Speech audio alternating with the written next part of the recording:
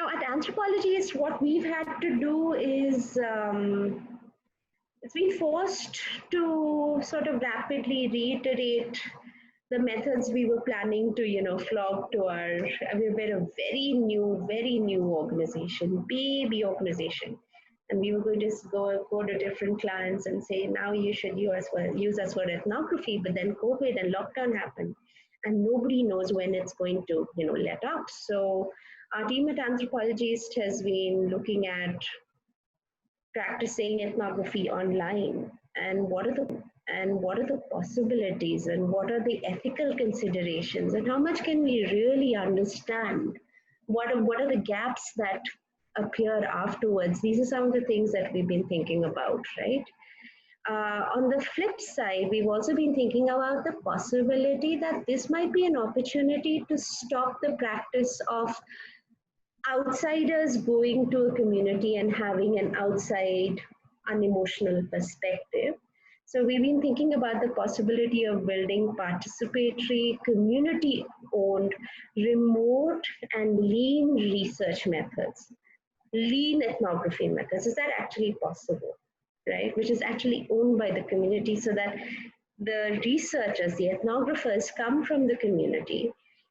Of course, that changes the way data is interpreted and absorbed as well, but one can still kind of adapt and be mindful of it and include it in your analysis. Audio and video recorders of different types, providing different qualities of data, become an extension of the digital and remote ethnographer. So if you ever hear of someone, talking about practicing remote ethnography, know this, that basically they're relying on digital spaces. They're relying on social media. They're relying on audiovisual content. They're relying on Instagram accounts. They're relying on Twitter accounts. They're relying on microblogging, right? Microblogging accounts. And this kind of necessitates the understanding of subjects as they present themselves to the appendage that is the camera lens or the audio recorder. So it's not just me anymore. Now you're talking to me through this phone because I'm like recording you, right? And when you document something for posterity, it's one thing if I write it down. It's another thing if I sort of gently nod along. It's yet another thing when I present a tool to you, which is, which has the ability to record something for posterity. The onus on the subject changes dramatically when you practice remote ethnography. So for example, audio landscapes are especially interesting because with video, it's, you have clear markers, and a lot of people will refuse to record video, right? Because a lot of women will say, we don't want to be recorded, we don't want to be seen, we don't, hum parda leke baithenge, or it will, our families will find out and they won't like it. Standard, there's nothing unusual about that. But the audio landscape, the sound ethnography landscape, is a lot more interesting because it allows, on the one hand, it allows for posterity of data, but it also kind of gives people the ability to say, okay, audio is okay as long as I'm not seen and you don't identify, you don't take my name and age and any personal markers. Maybe I can speak to you, right? And then when you're listening to audio files, it's a lot harder work to work with an audio file, because we've kind of lost practice as a community of researchers, of people generally, to really listen to stuff. The more audiovisual content is thrown at us, we don't listen to textures, we don't listen to squeaks, birds chirping in the background, other things. But that is data. And that is data from which you can glean stuff and actual empirical evidence, not just something that may be circumstantial. So Anthropologist has been playing around with this, and we've been trying to work with, to make community mobilizers and youth leaders, ethnographers, see how that works. We are still, these are at an experimental stage, and I know that it'll take maybe a couple of years before we can really iron out and, sort out some of the ethical issues that will that are bound to evolve from positioning a community member to take community data. But the reward is worth it, I think. Rico, we've been working using audio and video files, giving our respondents more time and energy to respond to us at their convenience, not at our convenience, but at their convenience.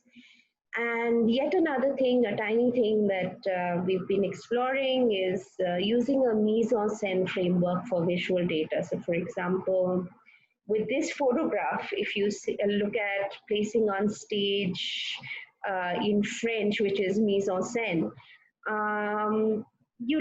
instead of looking at the photograph as a photograph of two young girls lying on a mat in a hut, you look at it as a scene from a play, a cinema, anything.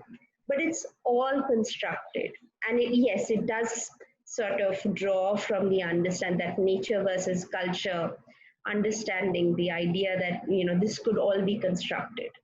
But if everything is constructed, even if the mess in this hut is constructed, then, let's talk about it in that sense. So yeah, we look for in any picture and in a series of pictures, we look for the space, the props, the lighting, actors and costumes, and we look for what are the features, how do they play with each other, right? So this is something that we're sort of playing around with when we're trying to understand, if there are patterns, etc. Ironically, this is actually something that kind of lends to a mixed method research, because we're kind of quantifying what are there are columns of products and people and materials, and we're trying to see what are the relations. But if we just see a scene, and if I find that if an ethnographer is, if a junior or a beginner ethnographer is struggling with taking in things, I like to recommend to people just watch for, different types of things. So maybe make a list of, go to a scene, make a list of what the space is like, what are the features of the space. And is it inhibitive? Is it prohibitive? Is it supportive of the actors who are playing around there? Same goes for the props, for the lightings, for the costumes.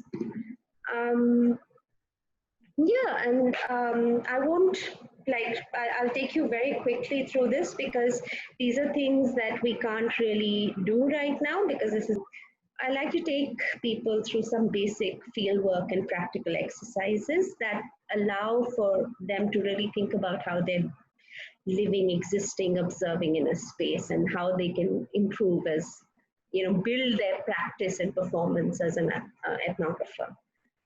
So this is a classic thing. What is wrong with this picture? Is there something problematic with this picture? If yes, what is it? So we spend a little bit of time doing that.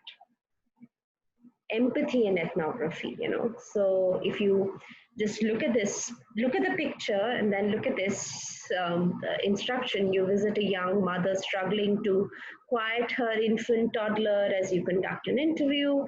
She shrugs the child aside and he starts crawling on the floor. His hands are getting dirty. How do you react to that? So that's another exercise. It's a thought exercise, really.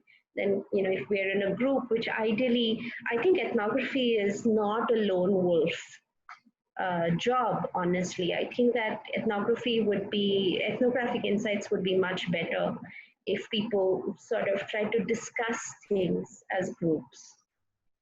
Understanding what the subject is. If you look at this picture and you make a mental list, you don't write down anything, you make a mental list of the things that you observe, wait for 10 minutes and then map your instinctive observations alongside. So make two columns, map your instinctive observations alongside the observations that have developed over that period of 10 minutes. How have they changed? Try to understand that. Think about this picture.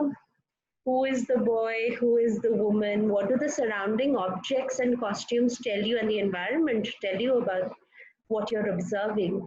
Do you need more pictures to make have a greater contextual understanding of this? Or have you already jumped to the conclusion that this child is malnourished and the woman is tribal, and that this picture must be taken for a development aid program?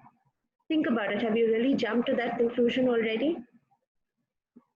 Another exercise. Now, I love doing this. I love in fact, I like before running the theoretical aspects, I like sending people out to, find a spot in a market, a road, a park, or a ground and observe a subset of communities there. Try to avoid children because there are consent issues, and especially if you intend to work with the development sector, etc., that is not going to be acceptable. Spend as much time as you can listening, observing, reserving judgment away from your phone or your notebook, right? And not asking questions. It's very hard to not ask a question. From the previous session, when you come back and you're sitting somewhere, make a list of the verbal cues or clues that built up from that environment, non-verbal cues, material cues. What are the cues, when put together, what are the cues telling you about the environment that you were observing, and at what point is your bias creeping in? Turn it into a game. Don't look at it as self-criticism. Turn it into a game. These are some of the challenges that I like to take my trainees through, apprehension about approaching people in the public space, the challenge of shadowing, how discreet or unobtrusive can we really be, and how do we introduce ourselves, breaking the ice, starting a conversation. All of that can be really challenging. How do we sit in a place and make notes, without being questioned? Is it easier to sit on the phone, but then do we also get distracted? Does it create a wall between us and the communities that we're observing? This is yet another thing. I would have, if we had time, I would have, played this audio. But this is an exercise in sound ethnography, really. Listening to audio files only, repeatedly in small groups, and discussing the verbal and non-verbal cues that you're getting from the recording. And then extending that exercise to a respondent for your own thesis topic, and then recording her, him, or them on Zoom, Skype, not a video, but just listening to them, listening to what they have to say, listening for the pauses, listening for the breaks in voice, listening for the punctuation, listening for the kind of breathing. These are some of the things that people, what is it like, right? Imagine you're going to play them on stage. What is it like? What is it like? And this is another visual picture, this mise-en-scène exercise that I like to take people through, especially if there's group work to be done, split people into two groups and turn it into a, instead of name, place, animal thing, you have space, lighting, costume. Take a few minutes to deconstruct this picture and try to understand what you can from the standalone picture.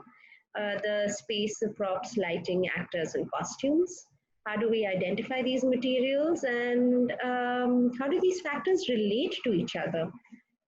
How do we pursue meaning making from this point on? In that, what all can you identify and establish, and then what are the gaps in data or information that you have that you want to pursue. How do you pursue that, especially remotely? Do you then say, okay, I want more photographs, I'll set up, I'll go and ask for me, I'll try to establish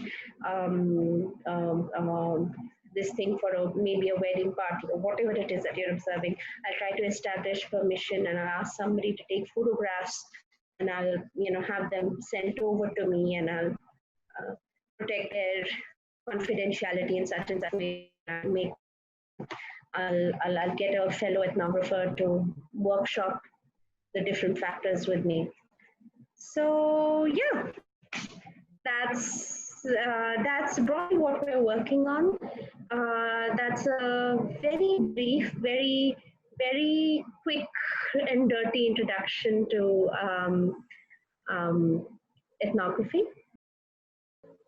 Thank you, Gayathri, for that presentation. It was amazing. And I mean, when you talked about ethnography as a scientific method and also the importance of having empathy when you go and study human subjects, I think you give us very little to ask after that presentation, very less for us to ask. Nevertheless, going by convention, we do have some questions for you. So my first question to you is, what do you see, how do you see ethnography changing over the years? And if you could highlight some of the major shifts that have happened. One thing that people should know is that ethnography was not really acknowledged as a method, even though Malinowski was practicing and Edmund Leach was practicing in the 40s, ethnography in the 40s, and MNS wrote a Remembered Village in the 50s. I mean, his notes were from the 40s and 50s. Is that right? Or was it from the 60s? No, it was in the 50s, because by the 60s he had already come back to Delhi. So there were people who were practicing ethnography, but it was not seen as a scientific, empirical method by the social science community as a whole. And it wasn't even kind of like really acknowledged in a sense. Even though you had like big luminaries like Margaret Mead and Greg Bateson and all of that, practicing their own form, and so practicing, obviously they were practicing, there were luminaries in the field who were practicing, and yet it wasn't kind of acknowledged. The main turning points for ethnography were the Second World War, definitely. In that, when the war ended and there was a wave of migration to rebuild Western society, like I said, suddenly there was no justification to talk about community in terms of racial features anymore, right? You had the Sikh from Birmingham, and you had Punjabi farmers and in Canada and in New Jersey and New York, and it didn't make sense anymore. So it kind of when writing culture was released, it was in 1986. But obviously, the critique had started building up from a few years before. Otherwise, they wouldn't have had such a fantastic book on their hands.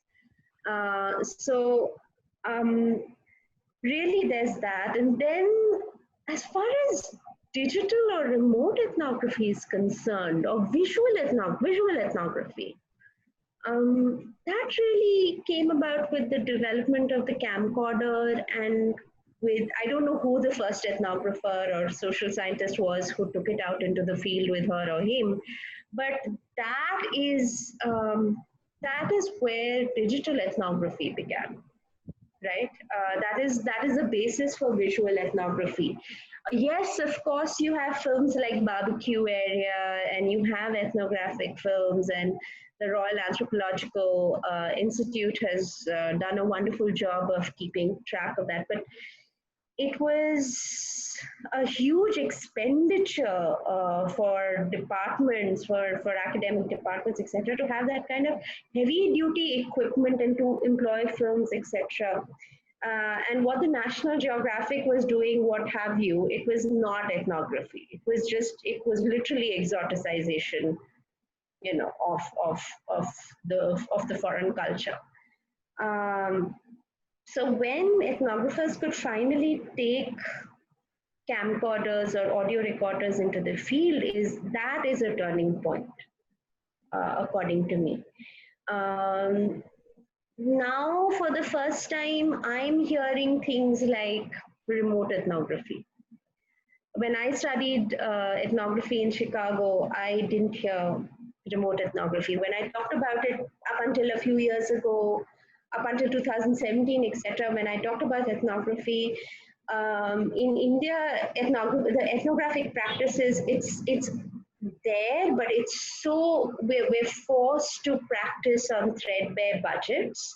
There's no way of, so because people either get funding from a university abroad and then take their work there once they're done, or otherwise they focus, they function on threadbare budgets. There isn't really an ability to develop a really strong understanding of ethnography here in India. Not yet. I'm hoping that that will change soon. But for a lot of these landmarks are, as a result, what I'd say is that a lot of these landmarks are landmarks for the West, unfortunately. They remain landmarks for the West. We have the tools, we have the ability to practice ethnography. It doesn't take very much to, give a little bit of training, do a little workshop, let's get outside. But then it doesn't happen. I'm not sure why. This is something that Deepali and Rituparna, you'll be able to educate me on more. And we have inexpensive digital tools to observe society from. We have the ability to create online forums where we can discuss our understandings and findings. I'm not sure why that's not happening. The landmarks that you're talking about, Deepali, are really unfortunately, mostly for the West.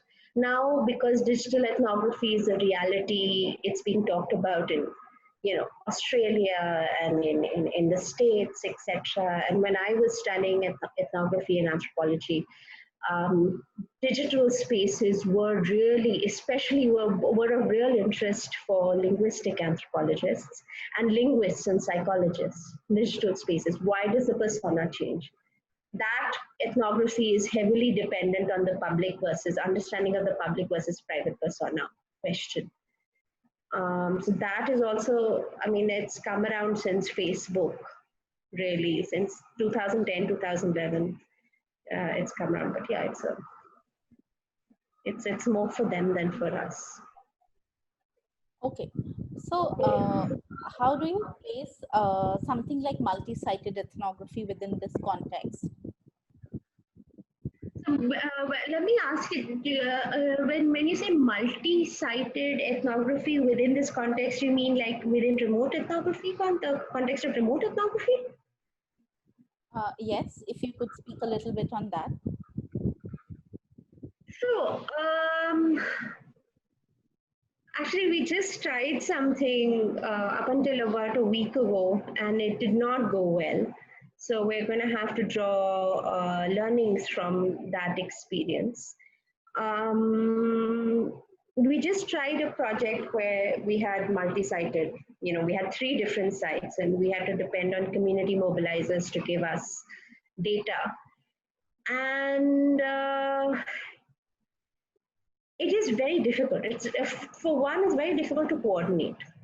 The comparative logistical concerns impact the ethical concerns in that environment, and therefore the standardization of your protocol in in multi-sited ethnography. So for example, I had a peri-urban site in Bihar, and I had a peri-urban urban site in Delhi. But the peri-urban site in Bihar is very close to the Indo-Nepal border, right? So network was an issue.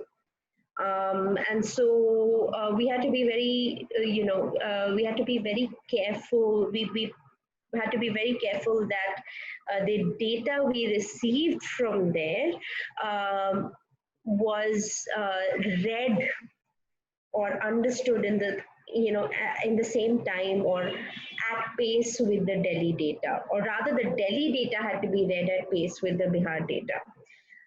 We had set up repeat engagements with different families. In Delhi, it was easier because, I mean, Delhi being Delhi, there is a lot of exposure, there's a lot of leadership. There is and when I say leadership, I mean organizational leadership. I'm not commenting on the political atmosphere at all.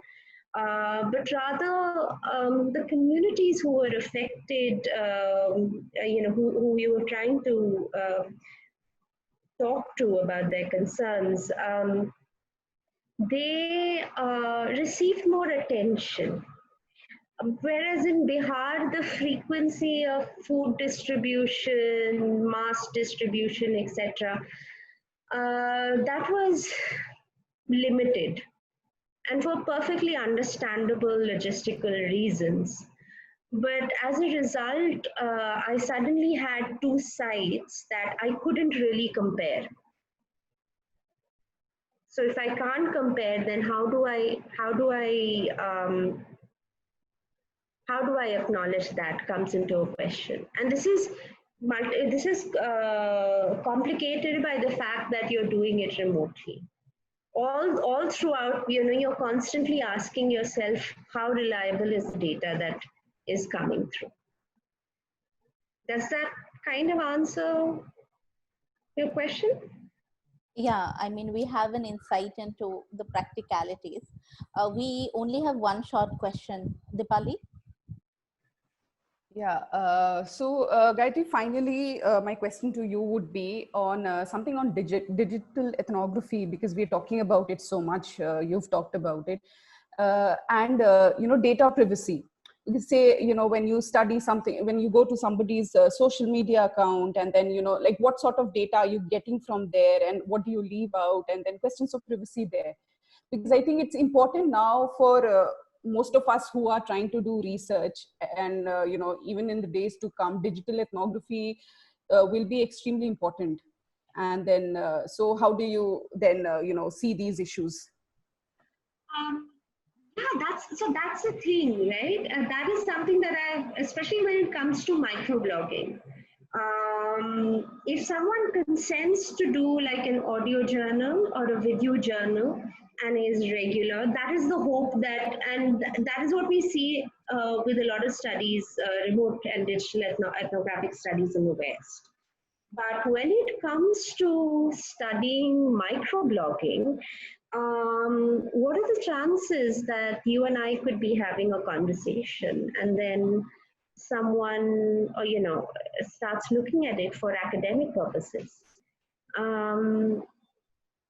Is it all right to look at it for academic purposes? I'm not even going into the data privacy thing right now. I understand that.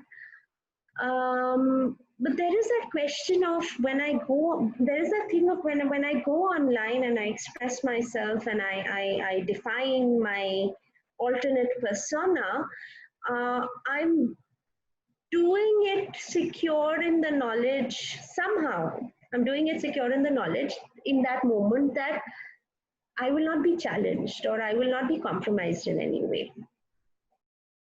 So that is the first concern as far as data privacy is. So if you put out a comment, then somebody is looking at it from a keen lens. If you don't want the government to do it, then is it fair for an academic to say, yeah, I'm going to do it and I'll be perfectly ethical about it?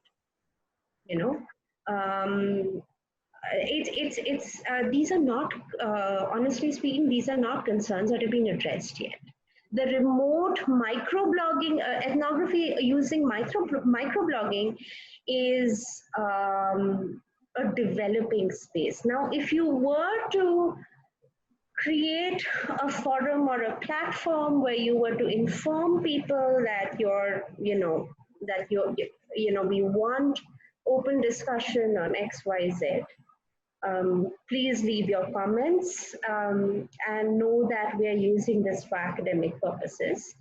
That could be a lot more ethical, right? It could be more ethically curated. You have to kind of signpost it constantly, but it could be more ethically curated. But then you run into the problem of, and you kind of just have to acknowledge that they're presenting the public persona, which you would have found anyway. If the thing that you want to understand is how people behave online versus offline, then you run into a problem. But if you need to do remote ethnography because you're not being able to talk on something and you're satisfied on the question of public versus private persona, then it could work for you. And like I said, signpost everywhere that you're doing this for research, you're doing this for academic this thing. If you are not happy with what is the way in which we have curated this platform XYZ, and this is just an example, it could be any other thing. But if you are if you're not happy, you can write to us, we can remove this thing. You have to give people the leeway to do that. And then in that sense, it could work in selective platforms with a selective purposive sampling. So. Okay. I think that's it. Thank you so much for the enriching and engaging session. I hope new sociology students as well as existing researchers learn a lot more about the ethnographic practice of doing research. And yeah, thank you once again.